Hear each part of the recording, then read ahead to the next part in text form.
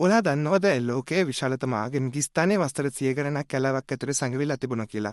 විතම ඇන්කෝවට් තියෙන්නේ කාම්බෝජි. අවුරුදු 900කට වඩා පැරණි. ඔයාට හිතන්න පුළුවන් මේ විහාරය වට කරලා තියෙන භූමි ප්‍රමාණය අක්කර 400කට වැඩි. මේක හදලා තියෙන්නේ දෙවන සූර්යවර්මන් කියන රජතුමා.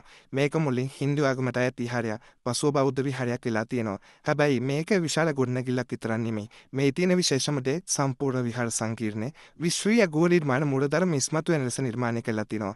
තවද මේ මහා විහාර සංකීර්ණය හදන්න ගල් මිලියන ගණනක් පාවිච්චි කරලා තියෙනවා. පුදුම කියන්නේ මේ ගල් කිලෝමීටර් 40ක් විතර ඈත තියෙන මහා පර්වතවලින් මෙතෙන්ට ගෙනාවේ කොහොමද කියන එක.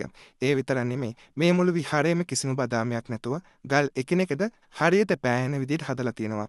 මෙහි බිත්තිවල ලෝකයේ දිගම ගල් කැටයමක් තියෙනවා. යුද්ධයේ දේවතා කතා පුරාවෘත්ත කැටයම් කරලා තියෙනවා. මේ විශාල නගරයේ කාලය සමග මිනිසුන්ගෙන් හිස්සලා යනවා. වසර 100 ගණනක් මිනිස්සු ජීවත් වෙලා හිටපු මේ නගරයේ අතුරුදහන් වුණේ ඇයි? යුද්ධයක්ද?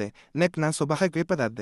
වසර 400ක් පුරා මේ රහස දන්නේ කැලෑව ඇතුළේ හිටපු සත්තු විතරයි. පසුව 19 වෙනි සියවසේදී ප්‍රංශ ගවේෂකයෙක් විසින් නැවත ලෝකයට හඳුන්වා දුන්නා. අද ලක්ෂ ගණනක් සංචාරකයන් මෙතනට එනවා. හැබැයි තවමත් පර්යේෂකයන්ට මේ තරම් විශාල විහාර සංකීර්ණ ආකෘතියක් ඒ කාලේ හැදුවේ කොහොමද කියලා සම්පූර්ණ පැහැදිලි නෑ. මෙවැනි විශාල විහාරයක් ඒ කාලේ තාක්ෂණයෙන් හදන්න පුළුවන්ද?